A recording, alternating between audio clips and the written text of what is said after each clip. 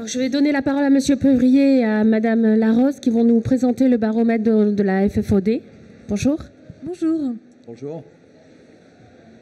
Donc peut-être pour nous présenter un petit peu, nous on est tous les deux membres du FOD en fait, dont Aurélia Bollet qui est debout est secrétaire générale. Moi je suis Norielle Larose du cabinet Nel et Associés et nous accompagnons un certain nombre de nos clients dans le choix de plateforme LMS. C'est la raison pour laquelle on a souhaité avec Jean-Luc créer ce guide qui donne des premiers repères en fait sur les plateformes LMS il y a 6 ans. Donc Jean-Luc Pevrier, membre du FOD et donc copilote avec Noria depuis maintenant 6 ans de ce groupe de travail qui est à l'origine de ce guide, donc LMS, comment choisir sa plateforme de formation. Voilà. Vous pouvez commencer. C'est toi qui as le...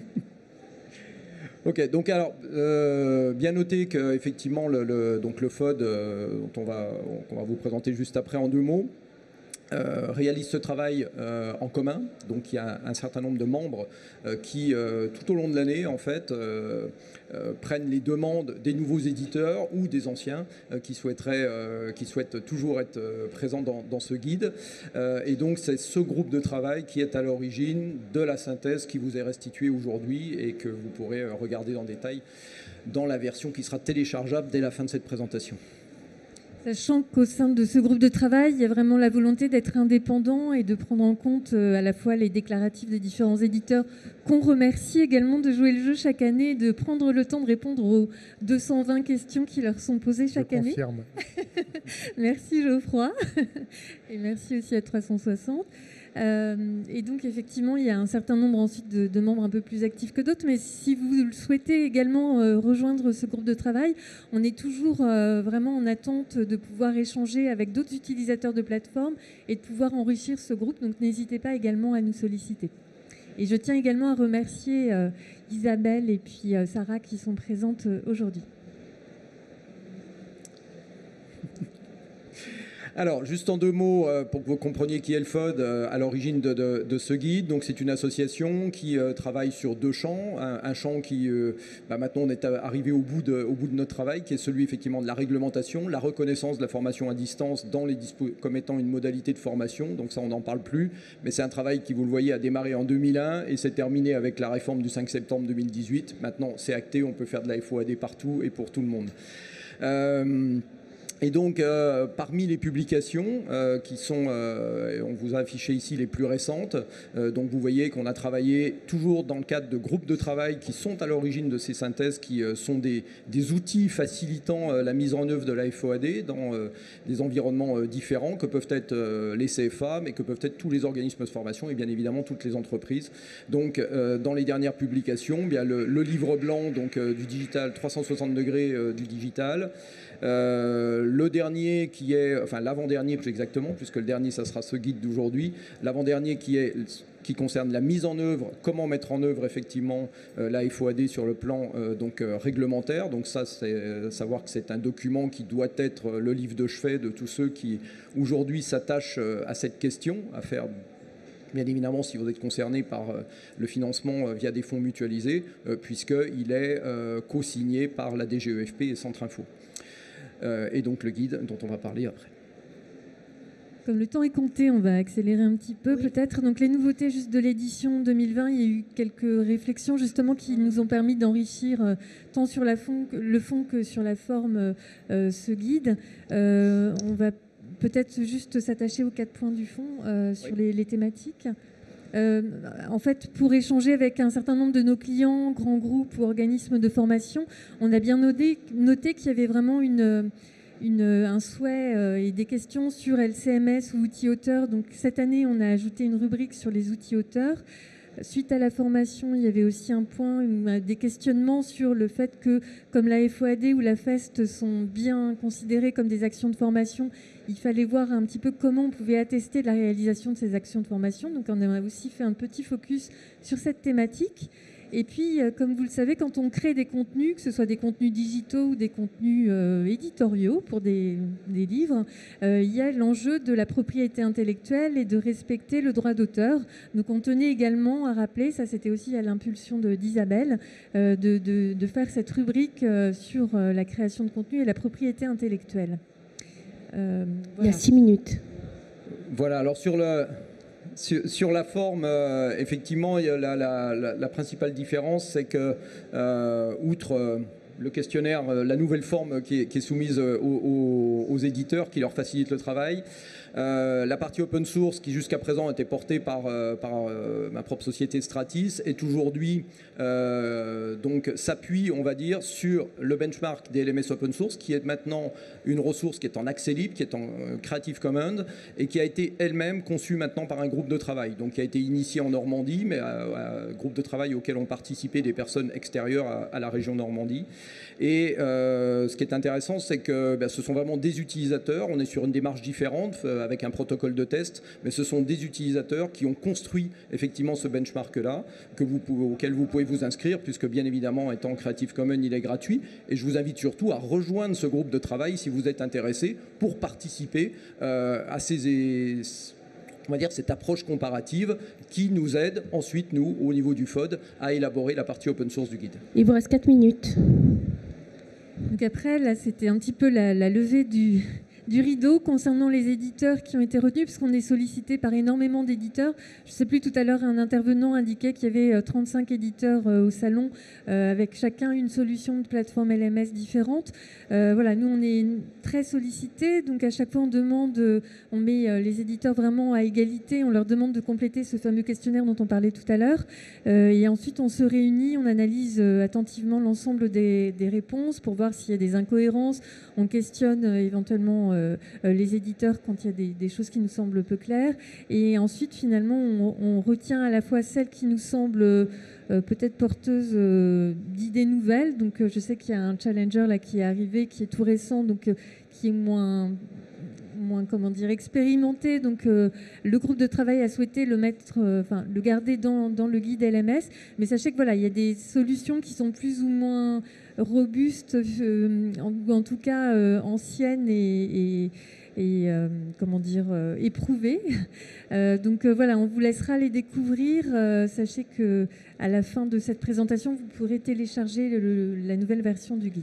Si certains n'y figurent pas, c'est aussi dans certains cas pour pas les pénaliser, parce qu'effectivement peut-être que qui n'ont pas pu répondre à tous les critères du questionnaire, et ça ne veut pas dire que le LMS n'est pas intéressant ou n'est pas bon. C'est simplement que il y aurait eu beaucoup de critères pour lesquels il y aurait eu non disponible, et c'était défavorisant quelque part pour eux. Sachant qu'après, à chaque fois, ce qu'on rappelle bien, c'est que ce sont vos besoins, votre contexte qui vont faire que telle solution sera la meilleure pour vous. C'est aussi pour ça que pour ceux qui connaissent le guide depuis 6 ans, au départ, on avait un petit radar avec différentes notes par critères. Et finalement, on l'a retiré parce que certains pensaient qu'il fallait prendre la plateforme avec les 6 sur 6 à chaque axe. Et donc, on a préféré en fait vous donner cette vue globale, synthétique, avec quand même une quarantaine ou une cinquantaine de critères. Certains vont être importants pour vous, d'autres moins. Donc c'est vraiment à vous de faire le choix ensuite. Voilà, alors peu de nouveautés du côté open source. Il reste 2 diapos. Peu de nouveautés du côté open source, puisque vous retrouvez les LMS qui étaient déjà présents l'an dernier. Vous pouvez à nouveau remarquer que le nombre n'a pas augmenté, alors qu'il a fortement augmenté du côté des éditeurs.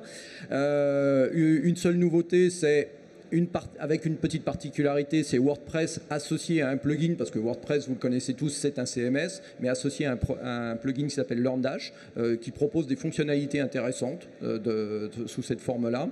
Et puis on a mis OpenEDX entre parenthèses, puisque vous ne le trouverez pas à l'instant T OpenEDX dans le guide, simplement parce qu'on n'a pas pu réaliser les comparatifs dans les mêmes conditions que les autres LMS, mais heureusement, nous allons pouvoir remédier à ça, parce qu'avec l'appui de FunMOOC qui va participer, qui va nous aider effectivement à enrichir les critères, à enrichir l'analyse, et donc à pouvoir réintégrer très certainement dans une release dans le cours de l'année OpenEDX dans le guide. On souhaitait juste mettre en avant 4 tendances 2020 sur ce marché des plateformes, en indiquant qu'il y avait un grand dynamisme, et ça vous devez le voir au niveau des éditeurs, avec beaucoup de plateformes nouvelles ou qui se développent. Toujours plus d'individualisation, on en a aussi parlé pas mal ce matin pour ceux qui étaient avec moi aux autres tables rondes au cas pratique. Il y avait une vraie envie d'individualiser les parcours de formation. L'IA aussi fait de plus en plus son entrée sous différentes formes. Peut-être que vous en parlerez tout à l'heure, justement. Et puis, la confirmation également du développement de plateformes de niche qui vont être plus spécialisées, en fait, et qui ne vont pas forcément répondre à l'ensemble des besoins de la RH et des directions formation. Voilà, et donc prêt vous pouvez sortir vos smartphones si vous voulez dès maintenant vous inscrire pour pouvoir télécharger effectivement le guide. Merci. Alors, soit vous le téléchargez tout de suite, soit vous attendez juste demain matin parce que bien évidemment il y a des petites coquilles qui se sont glissées au dernier moment qu'on n'avait pas repérées. Il y aura une release qui sera mise en ligne dès ce soir ou dès demain matin. Bon, c'est des histoires de forme simplement. L'essentiel sera le même. Merci. Donc, je vais donner la parole maintenant à Nicolas Hernandez qui va faire un focus sur le collaborative learning, nous expliquer ce que c'est. Vous avez le micro, Nicolas. Vous pouvez y aller. Oui. Hein. Bonjour. Bonjour. Merci. Bonjour. Fondateur de 360 Learning. Donc, hein. Oui, tout à fait. Bonjour à tous. Je suis très content d'être là aujourd'hui. Ça fait 5 ans, depuis 5 ans ça fait 5 ans la dernière fois qu'on était présent ici. Et c'est vrai que c'est impressionnant la manière dont ça a évolué. Donc nous, effectivement, notre ADN est autour du collaborative learning. Je ne sais pas, qui ne connaît pas 360 Learning dans la salle? Okay. Bon, du coup, je vais dire très rapidement, mais donc 360 Learning, on est une start-up, on est sur le marché depuis 2014. Aujourd'hui, en France, sur le marché du learning, on estime qu'on capte à peu près 60% du nouveau marché tous les ans.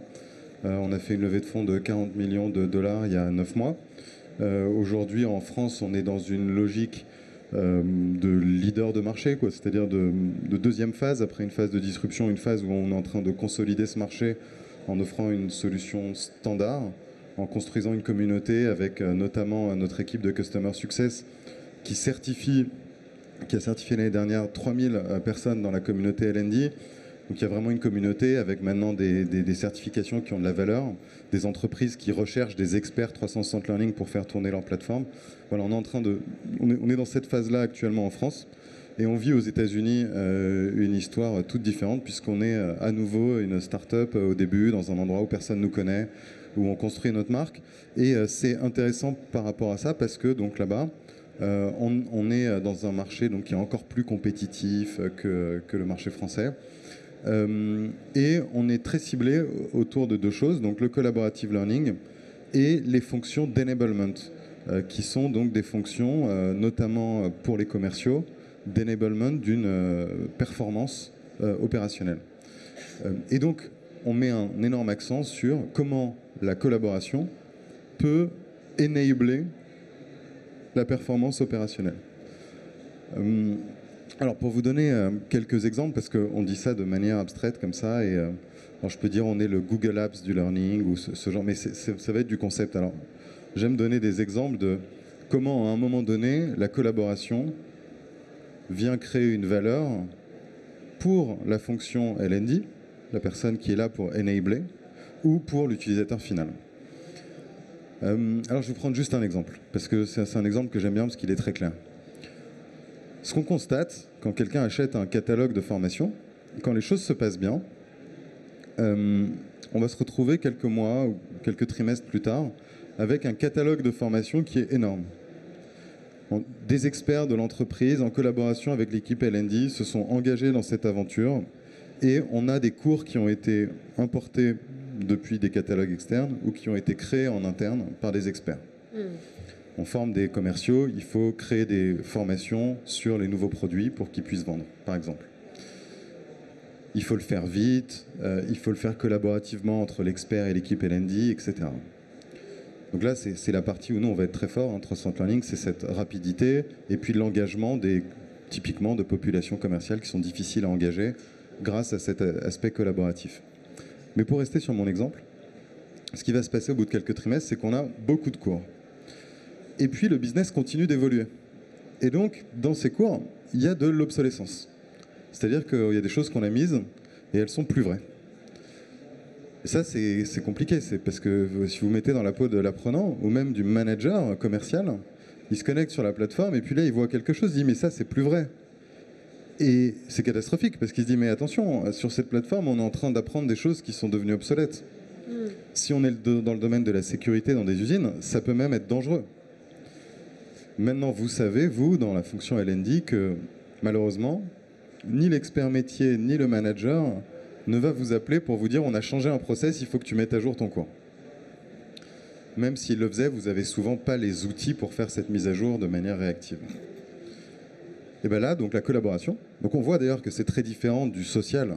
Il y a des gens qui font une confusion entre le social learning et de dire on met un petit message dans un forum et qui essayent de résumer la collaboration à ça. On voit le contresens. La collaboration, c'est vraiment on travaille ensemble. Et donc là, qu'est-ce que c'est ? C'est que l'apprenant, il peut signaler qu'il y a une activité à un endroit très précis qui est obsolète. Et il peut dire ça, il faut le mettre à jour. C'est le seul moyen de maintenir un catalogue de formations qui commence à grossir à jour de manière réactive dans le contexte de l'économie d'aujourd'hui. Donc ça, vous savez, puisque on vous demande de produire de plus en plus de formations pour répondre à ces besoins. Et ben c'est la bonne réponse, c'est sans doute celle-là, c'est celle d'une collaboration qui s'établit entre l'apprenant et une direction de la formation au service de cette expérience. Vous voyez, donc c'est pas top-down, c'est pas non plus vraiment du social, c'est pas juste on met des messages des forums, c'est vraiment imaginer des workflows qui sont au service de résoudre un problème concret. Voilà, ça c'est notre ADN, donc c'est le collaborative learning, c'est notre ADN chez 360 Learning. Je pense que c'est en suivant cette ligne aujourd'hui qu'on arrive à innover toujours au service d'une expérience. Et je dirais que même quand on parle d'AI, en fait l'intelligence artificielle c'est un moyen, c'est vraiment un outil, c'est des lignes de code, parce qu'on dit dans cet usage il y a quelque chose de collaboratif, c'est-à-dire qu'on a un usage global et on peut en tirer quelque chose qui va créer un bénéfice. C'est un moyen, mais il faut se dire quel problème on résout. Et dire l'AI ne dit pas quel problème on résout. Notamment, si vous, je ne sais pas si vous avez déjà eu ces expériences, mais ce n'est pas juste parce qu'on vous recommande 3 formations que vous allez les lancer. Il faut que vous ayez un besoin, vous en tant qu'apprenant. Il faut que vous ayez une motivation. Donc à quel moment ça arrive ? Ce n'est pas juste quel contenu on va vous recommander, c'est où on va vous le recommander, pourquoi on vous le recommande. Comment on contextualise cette recommandation ? Est-ce que c'est parce qu'un tel l'a suivi ? Ou est-ce que c'est parce qu'un tel l'a trouvé utile ? Ou est-ce que c'est parce que d'autres managers dans d'autres business units ont trouvé que... est-ce que c'est parce que les gens qui ont suivi ce module ont eu des résultats ou des promotions ? Voilà. Comment on contextualise ? Voilà. Je dirais que ça, c'est voilà, tout le périmètre du collaborative learning. Merci beaucoup. Donc on va enchaîner donc avec Geoffroy, donc directeur marketing et Europe chez Cornerstone On Demand, qui va nous donner une vision globale et élargie des tendances en matière de digital learning. Bonjour Geoffroy. Oui, bonjour à tous. Donc en effet, je travaille chez Cornerstone, le stand qui est là-bas avec le meilleur café de tout le hall, je précise, hein, j'étais obligé de le dire. Oui, je suis moi aussi très, très heureux d'être là. Ça fait, je pense, quasiment depuis la création du salon qu'on est présent et c'est clairement le meilleur salon sur le thème de la formation en France. Pour discuter, parler de tendance, bon, je prends le point de vue non pas seulement de Cornerstone, même si on est les numéro 1 mondiaux avec plus de 40 millions d'utilisateurs et la France étant notre 2e marché mondial. Mais je vais plutôt essayer de prendre un petit peu de recul sur des tendances plutôt sociologiques et voir comment elles impactent l'entreprise et la formation. On a beaucoup réfléchi là-dessus et certaines d'ailleurs étaient mentionnées à l'écran tout à l'heure. La première qu'on voit dans le monde entier, et qui n'est pas du tout finie, même si on en parle en permanence, c'est vraiment l'impact de cette transformation digitale. Et je sais que le sujet revient tout le temps, je sais que ça devient un mot, un peu un mot-clé qu'on répète sans arrêt, mais quel est l'enjeu pour les entreprises, et notamment en matière de formation, vis-à-vis des collaborateurs ? C'est parce que la formation va être le levier d'efficacité, finalement, de conduite du changement. Donc là, je prends le point de vue du collaborateur, bien sûr, hein. C'est-à-dire que les entreprises se doivent de former leurs collaborateurs et de les former en permanence. Il y a en ce moment un tout petit peu d'actualité sur la réforme des retraites. je vous pose la question, hein, si vous avez un salarié de 30 ans qui reste 3 ans ou un salarié de 55 ans qui aimerait bien rester 10 ans, en matière d'investissement en formation, ça peut être rentable de réfléchir aux salariés de 55 ans qui ont envie de rester 10 ans. Donc comment je le fais, comment je le mets en place, quelle stratégie, etc. Donc c'est ce premier point sur la digitalisation a un impact sur les salariés, évidemment. Le deuxième point, c'est cette tendance évoquée à l'écran sur l'individualisation. Et là encore, c'est quelque chose qu'on voit dans le monde entier, au-delà des entreprises. C'est le fait, et là je cite mon fils de 18 ans qui commence ses études, de dire non mais j'ai pas envie de passer ma journée devant un ordinateur. Hein, typiquement, c'est le fait de réclamer des informations claires sur ce qui va se passer. C'est le fait que les suggestions de formation, mais de façon peut-être plus intéressante, d'évolution professionnelle, soient ciblées. Et effectivement, l'intelligence artificielle va jouer un rôle. Il faut les données pour ça. Comment je choisis les bonnes compétences, ce qui explique d'ailleurs la raison pour laquelle Cornerstone a racheté l'entreprise Clustery, entreprise française, il y a quelques semaines. C'est sur cette stratégie, cette efficacité qu'ils ont dans la gestion des compétences et l'anticipation des compétences à développer. De quoi j'aurai besoin dans 1 an, dans 2 ans? Quelles compétences je dois développer en fonction de ce que me dit la R&D, en fonction de ce que me dit la direction générale de l'entreprise. Donc cet élément-là va jouer parce qu'il faut non seulement que j'ai une vision globale de l'entreprise, mais en miroir une vision individuelle pour chacun des collaborateurs. Et l'un ne va pas sans l'autre. C'est pour ça que souvent, il y a les mots, là encore, un peu les deux faces de la même pièce, le côté gestion, management, talent management, et le côté expérience, talent experience, qui est un mot qui se développe beaucoup en ce moment. Parce qu'on va essayer de finalement se faire rejoindre ces deux aspects, le point de vue de l'entreprise, le point de vue global, stratégie globale, et le point de vue individuel d'un collaborateur en particulier. Et la troisième tendance, c'est tous les sujets, là encore je prends le côté plutôt sociétal, hein, sociaux et environnementaux. Alors, dans l'entreprise, ça veut dire quoi? Ça veut dire une exigence de sens et de transparence. L'exemple que j'aime bien donner là-dessus, je vais prendre un sujet qui va tous vous passionner, c'est la protection des données. Finalement, je vais dire que la loi est secondaire. Le premier point, ce n'est pas la loi. Le premier point, c'est pourquoi il existe une loi sur la protection des données. Parce que c'est la notion de respect, parce que c'est la notion de transparence, parce qu'il faut être capable de dire à quelqu'un en recrutement ou un salarié, j'ai besoin de ces infos sur toi, voilà comment je vais les traiter, voilà quel droit de regard tu vas avoir dessus. Et ça, on peut élargir ça à tous les sujets de l'entreprise. Donc sur les sujets de formation, sur les sujets de mobilité, je dois être transparent avec mes collaborateurs. Et ça veut dire aussi que, et là je rejoins ce que disait Nicolas tout à l'heure, à partir du moment où on veut développer des collaborateurs, il faut que, de façon transparente, j'insiste sur ce mot, on leur laisse du temps pour le faire. Et on met en place du temps. C'est-à-dire qu'avant même de parler de budget, de finances, de quoi que ce soit, comment je définis et comment je permets le temps de formation. Et ça va être très différent d'une entreprise à l'autre. C'est très dépendant de la culture d'entreprise, c'est très dépendant des postes, évidemment, de chacun des collaborateurs. Est-ce qu'il y a une contrainte de lieu, de temps, par exemple, personnel de caisse ou en entrepôt, ou est-ce que ce sont des cols blancs qui ont un peu plus de disponibilité dans l'organisation? Il faut développer une stratégie pour tout le monde. Je dis bien pour tout le monde. Notamment, je reviens sur l'exemple de la réforme des retraites. Au Danemark, les entreprises doivent proposer des postes avec moins de difficultés physiques à des personnes qui ont eu des postes, justement, des tâches complexes. Par exemple, dans la distribution, une personne qui a été en personnel de caisse pendant des dizaines d'années connaît très bien vos clients. Donc on peut très bien imaginer une évolution professionnelle qui tienne compte de la connaissance des clients qu'une personne à la caisse a pu acquérir et faire en sorte qu'elle ait un travail moins pénible pour les 10 dernières années de sa vie professionnelle. Voyez. Donc ces trois tendances, je reviens, la transformation digitale, la notion d'autonomie et la notion de respect social et environnemental qui exige la transparence, qui vont influer vos stratégies de formation dans les années 2020. Merci beaucoup. Alors, avant de donner la parole à la salle, moi j'aurais une question. On parle beaucoup de collaborative learning, d'autonomie, d'individualisation des parcours.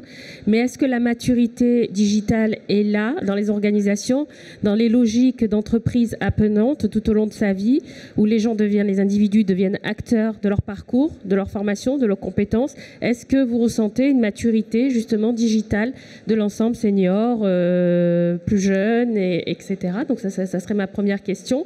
Et je voudrais revenir aussi à ce qui avait été soulevé par la FINEF, l'apparition de métier du Digital Learning Manager. Donc est-ce que les entreprises justement se structurent beaucoup plus pour suivre toutes ces populations pour qu'elles s'autonomisent davantage? Donc qui veut répondre?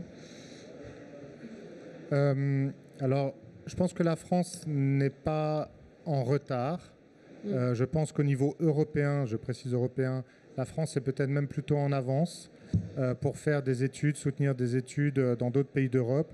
Je ne veux citer personne, mais Outre-Rhin, ils ont 5 ans de retard par rapport à la France sur ces sujets digitaux. Il n'y a pas photo. Donc il ne faut pas s'auto-flageller. Ça, c'est quand même le premier point. Maintenant, on doit progresser. Et certains indices macro, en France, taux de chômage des jeunes, taux de chômage des plus de 55 ans, on est quand même les pires d'Europe, soyons clairs. Donc là, oui, il y a du boulot et oui, les entreprises doivent s'emparer du sujet. Et le digital est une réponse. Pourquoi ? Parce que ça permet de déployer des formations, des contenus à des populations larges à un coût maîtrisé, on va dire. Et encore une fois, j'insiste, pas seulement pour les cols blancs, ça vaut aussi pour les cols bleus. Je prends l'exemple d'Amazon il y a quelques mois qui a décidé de mettre je ne sais plus combien de centaines de millions de dollars pour former un tiers de ses personnels d'entrepôt dans le monde entier. Voilà. Pourquoi ? Pour répondre à leurs besoins dans les autres types de postes. Donc ça, il n'y a pas de raison que n'importe quelle entreprise ne soit pas capable de le faire. Donc je pense que la France a une culture générale de l'intérêt de la formation professionnelle qui est là, qui existe, qui est plus marqué que dans d'autres pays européens, mais il y a quand même encore du boulot. Je vais prendre la deuxième question du coup. Sur le métier du Digital Learning Manager, je pense qu'il y a vraiment quelque chose d'intéressant qui se produit, donc avec une maturité autour de ce mot, donc les entreprises qui cherchent à vraiment avoir leur Digital Learning Manager. Et de manière plus globale, au niveau des métiers du digital learning, on constate avec 360 Learning, et on a structuré donc, notre accompagnement et notre offre de cette manière-là, qu'il y a 3 métiers. C'est-à-dire qu'une équipe de formation a aujourd'hui 3 grandes préoccupations qui vont être premièrement automatiser tout le travail d'admin, avec des grands sujets qui sont notamment la compliance, et la digitalisation du présentiel, qui occasionne beaucoup de travail administratif. Donc il y a une partie administrative. Il y a une partie de développement du modèle de leadership. Les entreprises disent, voilà, nous, on a dans notre entreprise, on a 5 qualités, on est des grands communicants, on est ci, on est ça.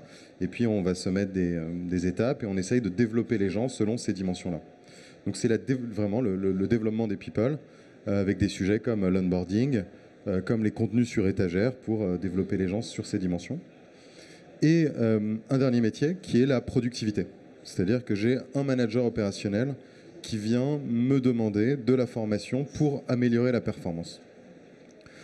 Donc il y a, en réalité, dans ce Digital Learning Manager, il y a 3 sous-parties qui méritent d'être compartimentées. Notre Customer Success, nous, typiquement chez 360 Learning, aide nos clients à organiser ces 3 activités, déjà à le voir de cette manière, à mettre des mots dessus, à mettre des ressources et des priorités selon les besoins de l'entreprise à chacun de ces 3 endroits. Et ça va plus loin, puisque aujourd'hui, et je pense que c'est une des grandes difficultés du marché qu'on a, vous identifiez une tendance sur des solutions de niche, c'est qu'en réalité, vous êtes confronté dans vos choix à un problème qui est qu'on vous demande de faire beaucoup de choses très différentes. On va vous dire, tu dois former nos people dans les magasins, dans le retail, sur mobile, avec une modalité adaptée au mobile. Tu dois digitaliser l'administration du présentiel. Tu dois avoir un catalogue de cours sur étagère pour former sur le modèle de leadership. Tu dois me raccourcir le time to productivity de l'onboarding. Et sur chacun de ces besoins, vous allez avoir des solutions de niche qui vont vous apporter des réponses. Mais vous ne pouvez pas acheter 10 solutions.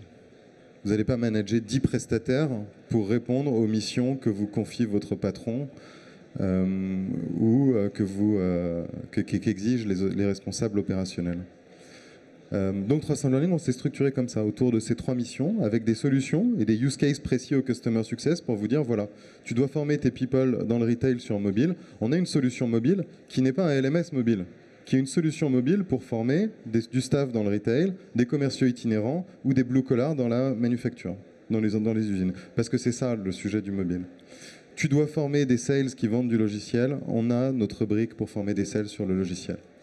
Tu es une grande entreprise qui a acheté un gros LMS sur lequel tu as digitalisé ton présentiel avec Cornerstone. On sait s'intégrer et t'aider à traiter le sujet de la productivité et à traiter les autres sujets qui aujourd'hui ne sont pas couverts et qui doivent l'être avec une bonne intégration. Voilà. Je pense que ça, c'est ces thématiques-là, ce métier du Digital Learning Manager avec ces 3 missions et la manière de répondre à ces 3 missions avec des solutions différentes, qui ont des objectifs différents. La manière pour vous de ne pas gérer 10 prestataires, mais d'arriver à gérer tous ces projets-là avec un seul ou peut-être parfois 2 prestataires, ça, c'est votre sujet c'est le sujet qu'on va voir se développer dans les 2 ou 3 prochaines années. Merci. Donc en fait aussi une importance de faire beaucoup d'ingénierie de formation. Est-ce qu'il y aurait des questions dans la salle? Oui, madame.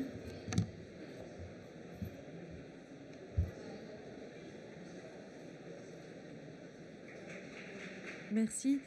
Je voulais savoir si vous voyez le marché, les solutions évoluer plus près des besoins des PME et pourquoi pas des TPE, ou si les solutions digitales, ça reste aujourd'hui une prérogative de très grandes entreprises. Quel est votre objectif ?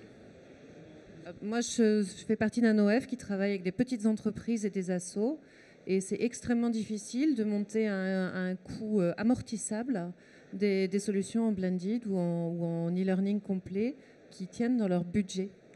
D'accord, donc on a moins de 100 apprenants sur la majorité des dispositifs. Votre question, c'est comment packager du blended pour avoir ma question, c'est qu'est-ce que vous offrez aujourd'hui? Parce que j'ai essayé des solutions, y compris la vôtre, et que c'est compliqué en fait. Je vous pose la question, parce que si la question elle est sur le business model, oui, c'est...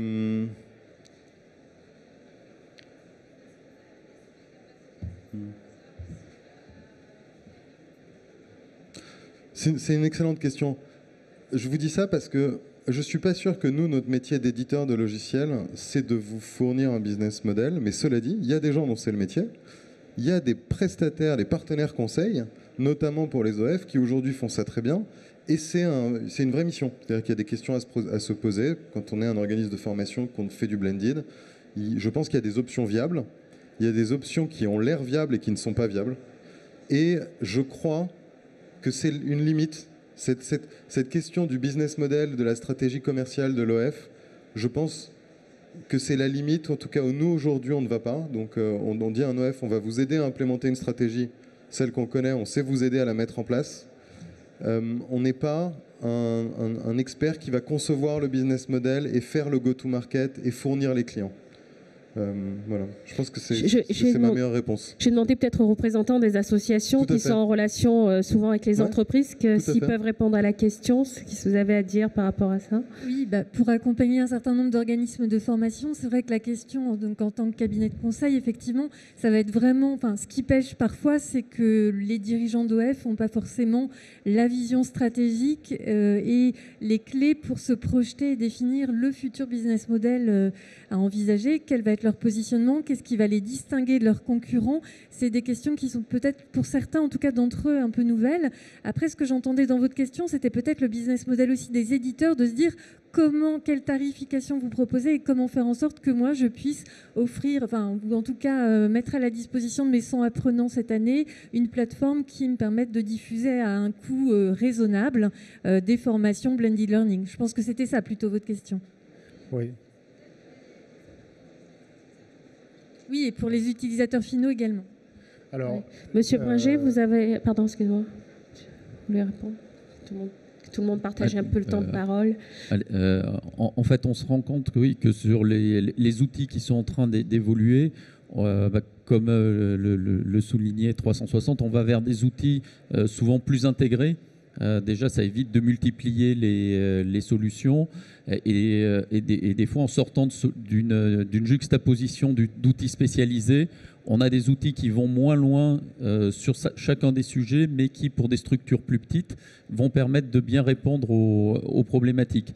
Donc je pense qu'en passant par des outils plus intégrés, moins spécialistes, ça peut être une bonne approche. Oui, Geoffroy ? Oui, pour les TPE, PME, notre stratégie à nous, c'est je suis désolé, on n'y va pas directement. Ce qu'on a fait pour la France, c'est qu'on travaille avec Mon Portail RH, qui est un éditeur spécialisé pour les TPE, PME. Et ce qu'ils ont fait, c'est qu'ils utilisent des solutions de différents éditeurs pour couvrir des besoins RH plus larges, dont Cornerstone, comme moteur en arrière-plan, pour répondre aux besoins des TPE, PME. Après, au niveau mondial, donc hors de France, on a un produit qui est à part, qui n'est pas la même plateforme technologique que celle dont on parle ici, qui est en anglais uniquement et qui est destiné aux TPE, PME et qui a été créé par notre filiale en Nouvelle-Zélande. Mais ça, c'est pour vous dire, c'est même pour un éditeur d'envergure mondiale, pour les TPE, PME, on a une solution qui est complètement différente parce que les besoins ne sont pas les mêmes. Voilà. Donc pour la France, Mon Portail RH, ils sont très bien et très sympas.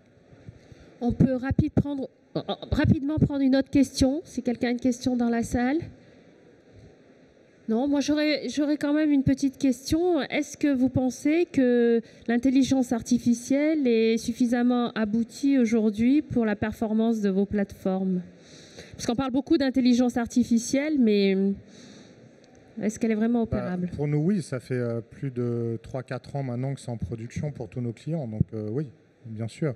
Après, il y a une notion c'est de la recherche-développement et de la veille. On doit s'améliorer en permanence. Là encore, c'est pas pour rien qu'on a racheté Clustery. Ce qu'on faisait bien, c'était les sujets d'intelligence artificielle sur les thèmes liés à la formation et à la performance. Clustery nous rajoute la brique compétences grâce aux référentiels dont ils disposaient et à leurs algorithmes. Donc nous, on en apporte les données, les probablement 45 millions d'utilisateurs aujourd'hui, dont plusieurs millions en France, je précise, pour être encore plus précis. Et avec des taux d'utilisation de la plateforme qui sont gigantesques, qui se comptent en centaines de millions, voire en milliards de connexions, etc. Donc on a cette vélocité et ce volume de données qui permet d'être précis. Donc oui, encore une fois, nous, on l'a en prod depuis 4 ans. Donc oui, ça marche. Oui. Pour conclure, le mot de la fin, votre tendance à chacun, un mot, la plus forte tendance en digital learning collaborative. Moi je pense que la collaboration, c'est la plus forte tendance aujourd'hui, de manière générale, dans le monde du software et dans le monde de la formation en particulier. D'accord, vous pouvez passer le micro. Je rebondirai sur collaboration, dans le sens co-construction. Oui, aujourd'hui, on est beaucoup effectivement sur non seulement la co-construction des dispositifs, mais également dans les choix d'outils. Et on voit bien l'implication de tous les acteurs aujourd'hui, notamment dans les organismes de formation, leur implication dans la construction des dispositifs. D'accord. Donc, collaboration dans ce sens-là. Merci. Nouria ? C'est toujours compliqué parce que les tendances, il y en a beaucoup. Et une seule. Pour vous, la plus marquante ? C'est le fait de vraiment varier les modalités de formation et ça va être ça un petit peu le nœud. On va intégrer du social avec la collaboration, mais également des variétés de médias, d'approches pédagogiques. Enfin, c'est ça qui va aussi être l'enjeu pour tous les ingénieurs de formation dont vous parliez tout à l'heure. Merci. Alors moi je vais essayer d'aller sur une tendance qu'on ne vous a pas montrée sur le baromètre qui est un peu plus macro. Quand on regarde nos membres à la FINEF, on avait des membres qui étaient éducation, des membres qui étaient formation professionnelle. Et là on se rend compte en fait que ça devient très fluide parce que comme le marché de l'emploi se tend, on a besoin d'aller chercher des collaborateurs, de les former sur des fondamentaux. Et là, les gens de la Forma Pro viennent chercher du contenu sur la formation initiale. Et on se rend compte que cette frontière est en train de complètement s'atténuer parce que, justement, il va falloir faire un meilleur onboarding. Et ces difficultés à aller chercher des fois de nouveaux collaborateurs, ça va jouer sur les compétences douces. Et on a ce côté individualisation du parcours de l'apprenant fait que cette cassure qu'on avait entre la Forma Pro initiale est en train de s'atténuer. Merci. Et Geoffroy, parmi les 3 tendances, laquelle tu retiens? Pour moi, c'est l'autonomisation, qui n'est pas du tout contradictoire d'ailleurs avec le collaboratif. Autonomisation qu'on voit même dans la loi en France, puisque c'est un des éléments de la réforme de la formation. J'en profite pour faire un petit coup de pub. On a fait un MOOC sur la réforme de la formation avec nos amis du MagRH qui ont un stand par là-bas. Donc vous allez sur magrh.fr, il y a le lien MOOC à droite. C'est un très très très bon contenu fait par une agence qui s'appelle À Savoir Égal. Elles ont fait du très bon boulot. Donc allez-y et formez-vous sur la réforme de la formation et venez prendre un café. Merci. Merci à tous. Et pour toute information sur l'innovation et tendance RH, il y a quand même geospheric.fr. Merci. Au revoir.